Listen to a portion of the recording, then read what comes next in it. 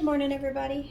Sorry I've been missing out here lately, but like I told you in the poll update, we got smacked with the flu right after we come back from our hiatus from being gone for marching band, and it has just not been a great couple of weeks here at the Stacy household. But this video may run a little longer than normal. I've been typically cutting them down in length, that way they don't take forever, but some of y'all wanted to see a all the way through the process video, so I put out the poll on what you would like to see me cook. Chicken curry with vegetables, one, and so we are going to go through step by step together. I will edit it down for time where I can. We're going to go through step by step and get this in some jars. The only thing that I have done is I've plugged my canner up, I've added the water, and I have put 5 jars, half full of water, in my water. Oh, and I put 2 tablespoons of vinegar in my water. Okay, so to get the process started, the first thing we're going to need to do is heat up our jars. So we're going to choose pressure pan, and these will process for, what am I thinking? It's 90 minutes. Wait, let me make sure. Let me just double check here.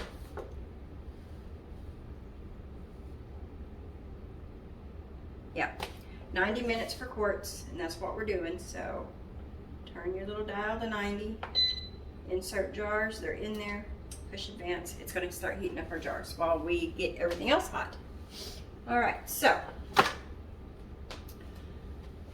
I have my ingredients all over here. Let me turn you around. All prepped and cut up. I didn't figure we needed to go through that step. Okay, so we are going to basically just read this recipe and get it done. All right, in a large stock pot, put your 2 tablespoons of olive oil.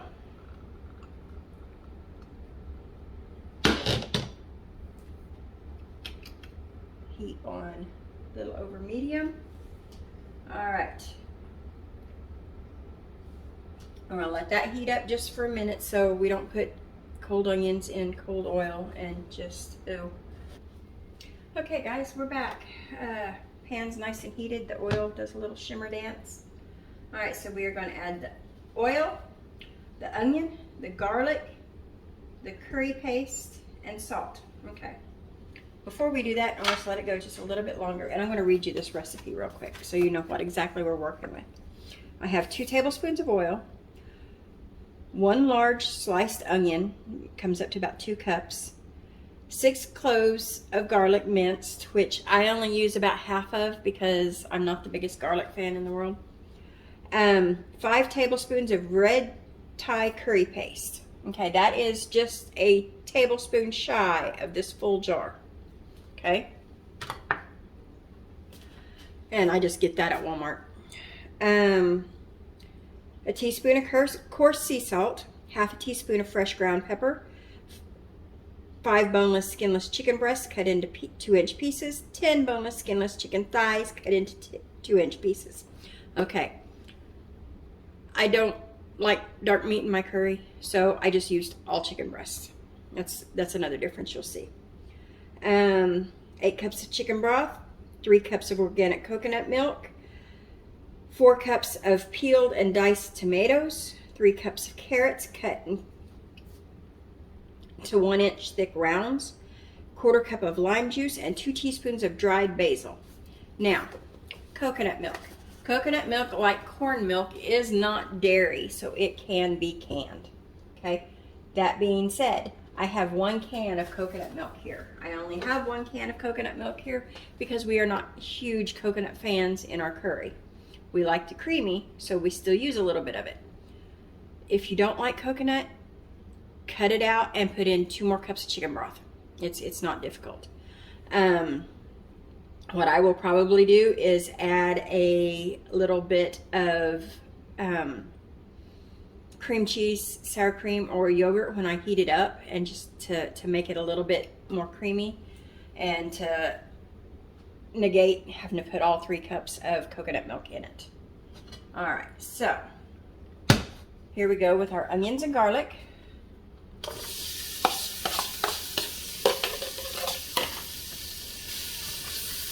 Give them a quick stir. You don't want your garlic to burn.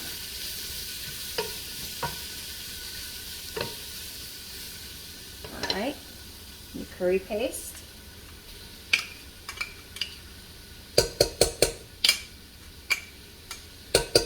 And if you don't like red Thai curry paste, use green. Use yellow. It's all right. Use whatever you like, is what I'm saying. Okay, and then your salt and pepper. Get all of that. Oh, it already smells wonderful. As soon as that curry paste starts heating up, it smells so good. All right. Now we will let all of that come back to the simmer. And we simmer over medium-high heat. So we'll put it on about 7.5 to 8 until the onion is translucent about 5 minutes. And then we'll add the chicken. All right, we will be back when this is ready to move on to the chicken. All right, guys, we're back. The onions have cooked down. They're getting nice and jammy, I guess you could say, or better. If you've made onion jam, you know what I'm talking about. They just get caramelized and gooey. We're going to add our chicken. Here are the directions.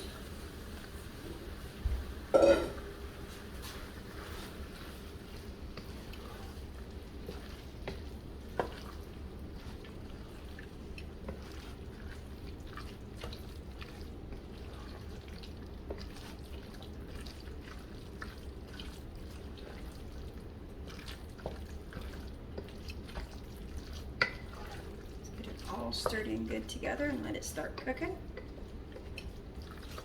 Not going to worry about cooking through. You're just going to make sure that it is browned, I guess you could say, on all sides, which you're not going to get it to brown with this much meat in there. You're going to steam it, so basically it's just going to be white on all sides. And we'll be back once that's achieved.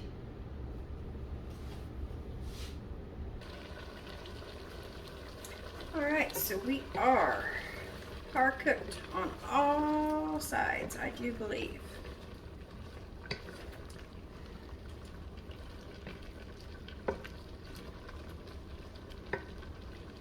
Alright, so next step is, it says in a large bowl whisk together the chicken broth and the coconut milk, but I'm not messing up another dish, so I'm going to take about 2 cups out of that.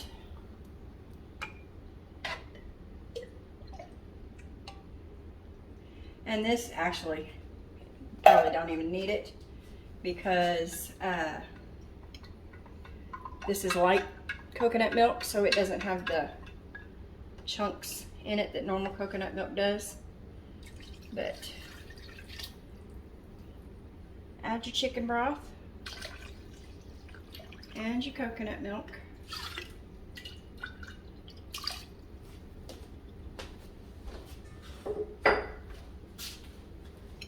Alright, and it says cook the chicken pieces and vegetables, add the tomatoes, carrots, lime juice, and basil, mix well, and bring to a boil for 5 minutes. So, alright, everybody into the pool.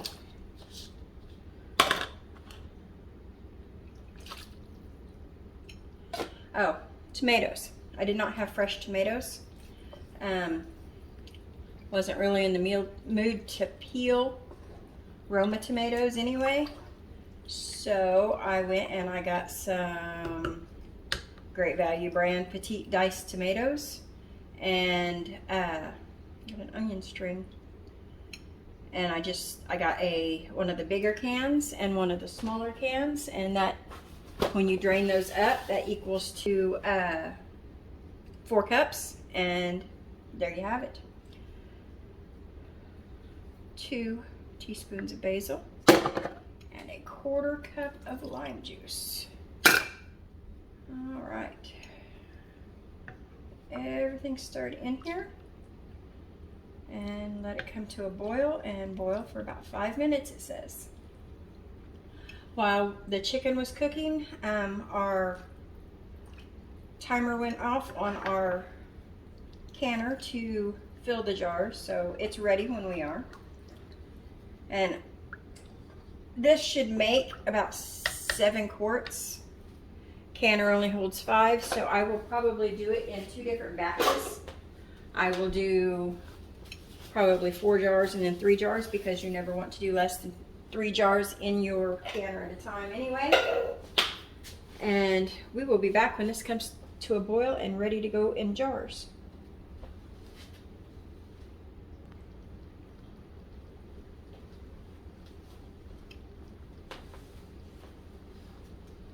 Okay, we are about 20 seconds away from doing our full 5-minute boil.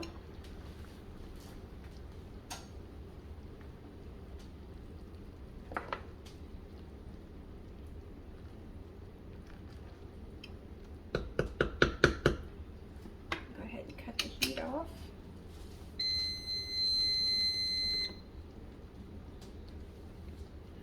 Okay, I'm gonna move this over and check how we are in frame here. Yeah, let's move you.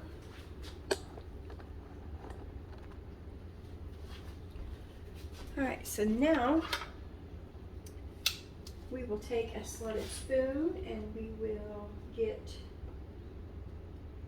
everything going here. And it calls for 1 inch of headspace. So,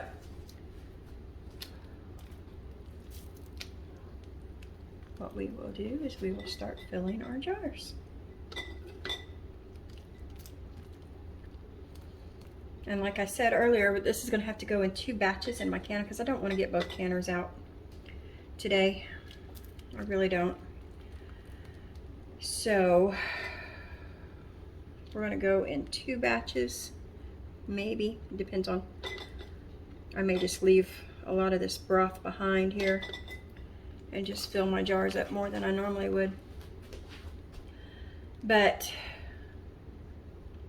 what I would do in the case of doing 2 batches is the last 3 jars that I would do, I would just let cool off while these are processing, and then I would put them in the canner and start it just like I would any other time with the warm jars function, and it would slowly bring everything up to temperature,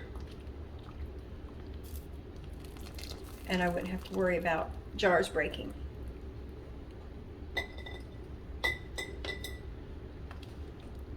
It would be the equivalent of starting my jars off in cold water in a traditional canner and just letting it come to boil that way.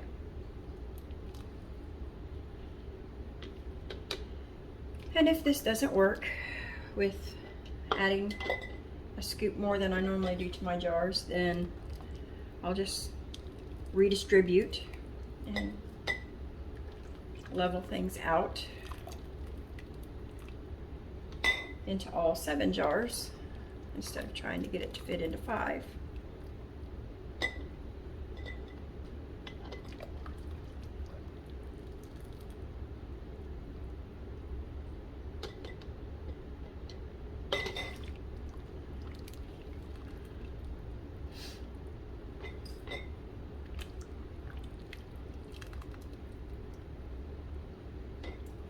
And I'm not really sure how much I have left, so what I am going to do in the meantime, what I will do is we will see how much of this I actually have left and how much is the juice.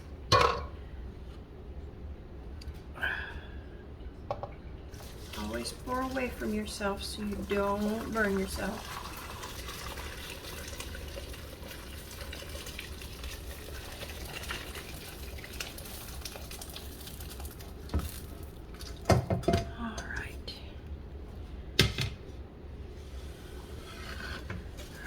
Blue bowl is all juice now.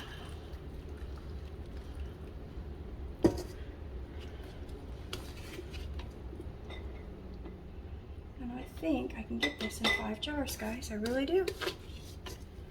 We'll just have a little bit more per jar than the rest of the jars that are down in my pantry, but it's okay.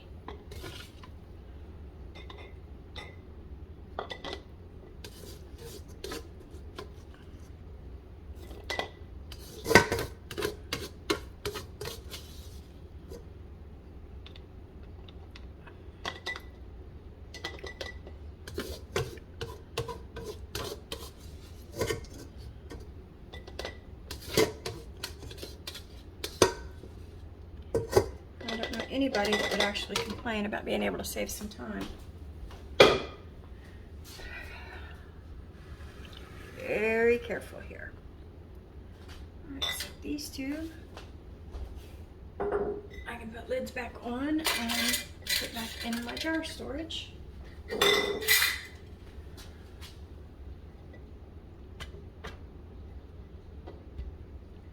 Check them out here and see where we're at. Not bad. All right, so now we will add our broth.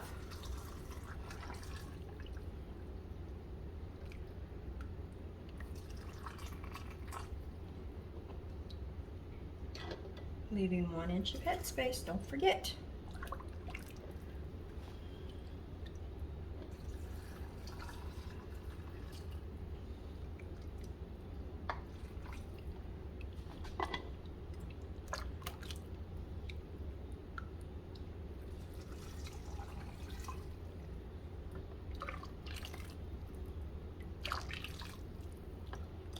Always try to make sure I get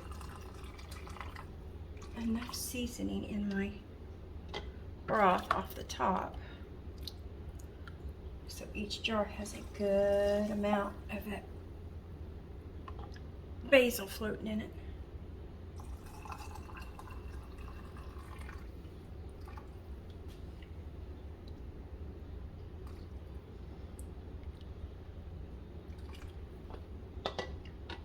Oh, but I know one thing that I forgot to get out of here. I have to.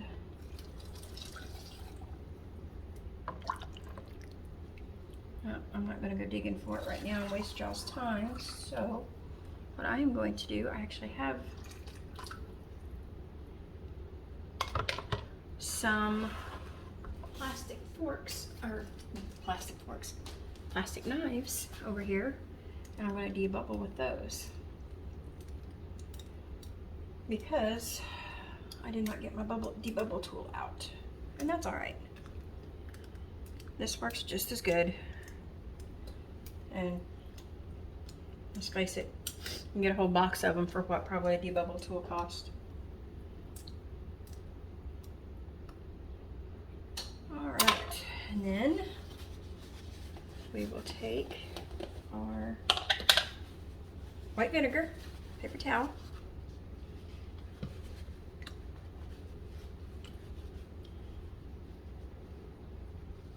even though we used our funnel. Always, always, always, it's better be safe than sorry.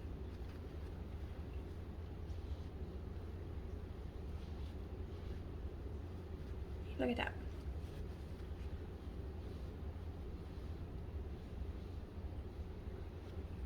You know, in the past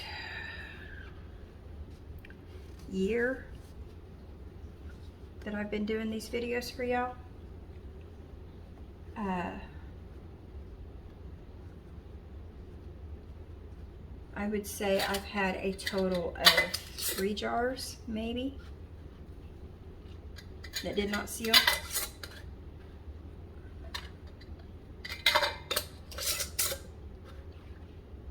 fingertip tight, guys.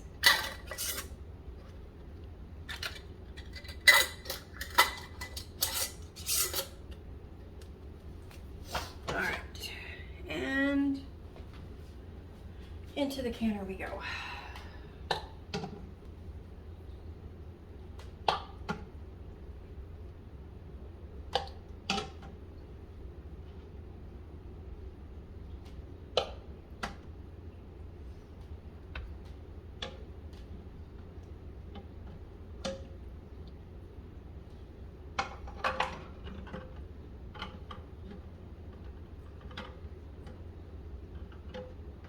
Alrighty. Install the lid, lock it, have it on vent for now. Jars are full, now it's heating. And I will be back once it comes out of the canner to show you what it looks like. But in the meantime, let me get cleaned up and then we can sit down and chat a little bit maybe.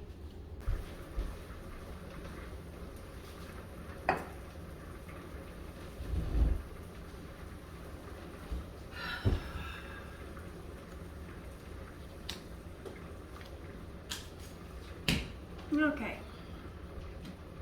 Alright, so I don't like being on this side of the camera, but I figured we could have a little bit of a talk and see where I'm at and what I'm using, in case it helps somebody else out. Okay. Before we get to all the cookbooks and stuff, get you a notebook. Just a plain notebook. That way you can put your notes in it, what you did, what you liked, what you didn't like, and then you can get rid of it. Okay. This, nope, it's canning. This right here is something that I did. It's a 3-ring binder, and I have all kinds of stuff in here. I've got my notes that I took out of my notebook that I hand wrote, going back from when I very first started canning, like how the difference between raw pack and hot pack on meats, on vegetables, canning checklist. This is actually, where did I find this online? Let's see if I can find her. Sarah Toney, S-A-R-A-H-T-O-N-E-Y. Her website is where I printed this off, a few years ago. And it's got planning your food needs. It gives you an idea of how much you'll need per family member. A checklist of like jars and lids and rings and just general things that you need. It's got a cheat sheet on altitude adjustments, what you can, like potatoes, yes you can freeze them, yes you can dehydrate them, yes you can pressure can them, no you cannot water bath can them. And she has that for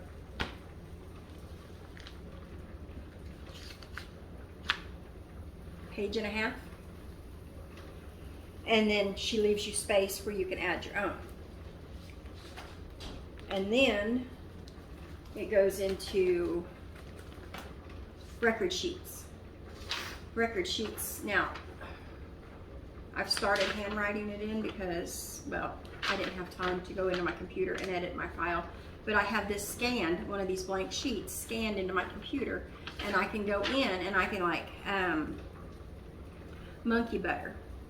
I have 12 half pints. Then the dates that I canned them on, and then how much, in my notes anyway. In my notes what I put is how much it took of raw ingredients to make that many jars. Black beans, I have 10 pints. 10 pints, it took me 2 pounds of dried beans to make 10 pints of black beans. just things like that. And it's, instead of sending my husband downstairs or going downstairs and seeing what all I have, when I get something out of my pantry, I mark it off of my list. And then I know what I have and what I need to restock without having to constantly go down and check. It has dehydrating cheat sheets. It has, like I said, canning cheat sheets.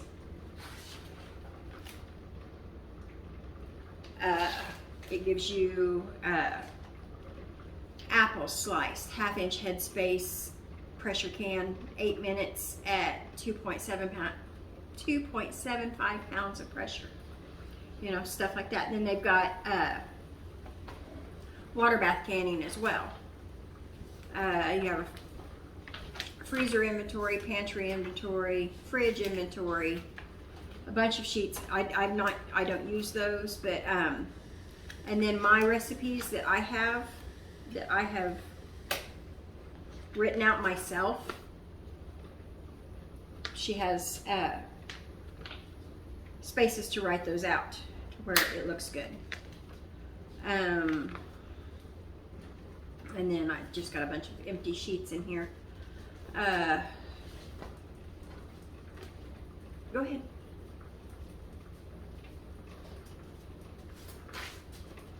And then this is another cheat sheet that I have actually found online. I found this at the University of Minnesota Extension Center.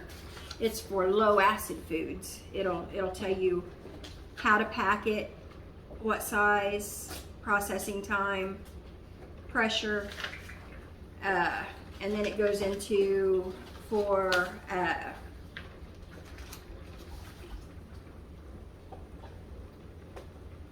like pints. To each pint of tomatoes, add one of the following: a tablespoon of bottled lemon juice, or 2 tablespoons of vinegar, or a 1/4 teaspoon of citric acid. And then it goes into 2 quarts and things like that. Just about anything you can find that you want to know, you can find online in an extension center. Or call your local extension center. If you call your local extension center, they'll be happy. Email them to answer any of your questions. Books. The book that comes with your canner, even if it's just a traditional canner, will have recipes in it. It'll tell you how to do beets, carrots, green beans, spaghetti sauces, some meals in a jar. This right here is actually where I learned to can tuna. I didn't learn it out of the Ball book or anything like that. I learned it out of that. This is one of my favorite. Not all USDA approved recipes, but I figure there's not too many there's not too many Amish that you see walking around that, you know, have suffered about a food poisoning over the weekend. This, as you know, is been heralded for years as the Canner's Bible. It has a lot of good recipes in it. It has a lot of good tips in it. I am not here to bash it. I use it. Do I use it faithfully? No. But as I say, my kitchen, my rules. It's my responsibility if somebody in my family gets sick. So keep that in mind whenever you go to find your books. This one is the one I use the most. This is where I get the majority of my favorite meals in a jar that I can. It has anything in it from beef tips and gravy to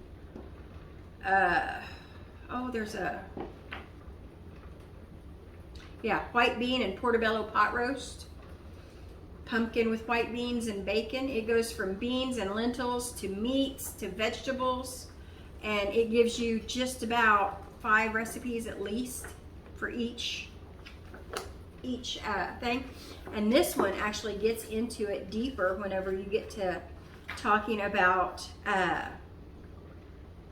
what you need per person, per length of time to survive if something happens. It goes into, where's it at? There it is. There's a chapter, Preparing for Disaster. Talks about canning water and things you should and shouldn't stockpile, how to calculate a food supply for your size family. The books that I have here, I will link down below. I am nowhere near affiliated with any of them. I don't get paid for these links. This is not paid advertisement. This is just stuff that makes my life easier, and I thought I would share it. These little tabs, I use small and large Post-its. As you can see in my books, I marked my favorite recipes with them, so I don't gotta worry about where they're at, how to get to them. This guy, and you can use the handheld kind. This is just a digital one. It's how I make my labels. I label my shelves downstairs with it. Just something small that made my life easier. You know, I can handwrite it on a sticker and stuff like that. It don't matter. Let's see, what else can we talk about?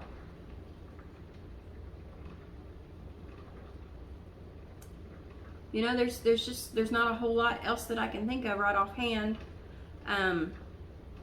If y'all want to ask a question, ask it, I'll answer it. Get enough questions, maybe I'll jump on and do a live and can something, and we can chat while we're on live, and you can ask questions and I'll answer them while I'm cooking. That would probably go a lot easier. I wouldn't have to sit here and look at the camera and think about what I want to say. Other than that, I mean, I'm not doing this for anything other than trying to help y'all out. I know I get some comments every once in a while that y'all don't see because I approve all comments because, well, some people are just jerks out there. And I get comments telling me that I sound condescending or that I'm a know-it-all and things of that nature just because I say it's my kitchen, my rules. But end of the day, it's my kitchen, my rules. You don't have to be here watching. I don't have to make these videos. I make these videos to help y'all out if you're struggling with something that you might need. And at the end of the day, my pantry's full. My family's fed. That's all I want to do is help other people out in the same way. But I'm not making anybody watch. And I don't tell anybody that I'm anybody. I would rather be able to just roll and get my stuff done at the end of the day. But that's not what I do. I'm going to make this video and I'm going to make it in hopes of helping somebody.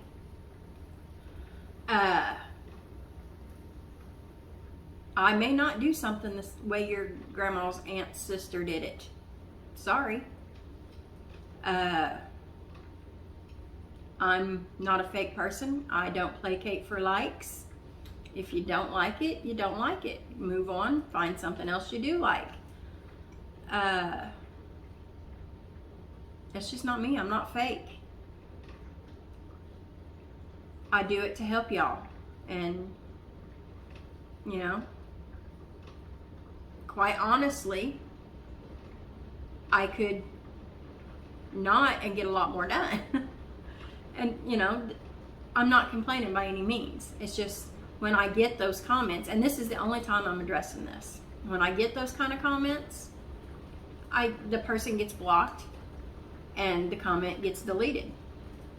And that's not why I'm here, and it's not something y'all want to see. If you're here for drama, go elsewhere. That's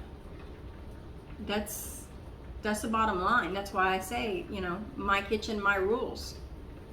You don't like it? I didn't ask you to dinner. I didn't ask you to watch. I'm trying to help you. If you don't want my help, go find somebody else's help. End of the story. When this is done, I will show you what the jars look like at the end. We ended up getting 5 jars of the chicken curry with vegetables. Right now, food preservation wise, I'm still doing water bath canning. I'm doing dehydrating. I'm doing the pressure canning. I'm freezing, and quite honestly, I am researching and figuring out the budget to actually start freeze drying. That's my next adventure into this foray of making sure my family is fed and we have as minimal waste as possible, because groceries are going up every day. Shortages are happening every day. I walked into the grocery store last night and for some reason there was no milk. Butter, unsalted butter, which is no big deal, was really difficult to find over Thanksgiving, which I found really odd. But heavy cream was perfectly fine. So I would just get a jug of heavy cream and make my own unsalted butter. No big deal. It comes out to be about the same price now anyway. It used to be heavy cream was so much more expensive than butter, and now butter, you can get a quart of heavy cream for the same price you can get a pound of butter.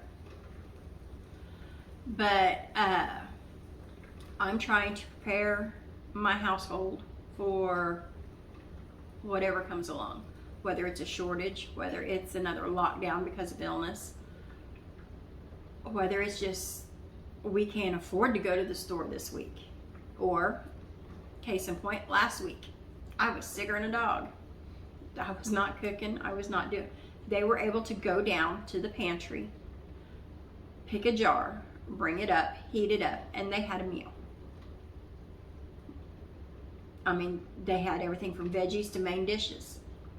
Whatever they wanted, they got. And I stayed in bed. It's more than just preparing for the worst, guys. It's preparing for every day. I don't know how many times, you know, we've talked a lot about band. Well, band took up our summer and all fall. And when I say it took it up, I mean it took it up. I was at that school from 9 o'clock in the morning until usually 8 or 9 o'clock at night, every day. Saturdays and Sundays. We would get up Saturday morning at 3 a.m. and not get home until Sunday midnight or later, rolling into Monday morning. And the pantry fed us a lot over the fall, and I've got to do some restocking, but I'll take y'all along that journey and we'll get it done. Hopefully everybody's being safe and healthy over this flu season. Hydrate, rest, wash your hands. Other than that, y'all take care.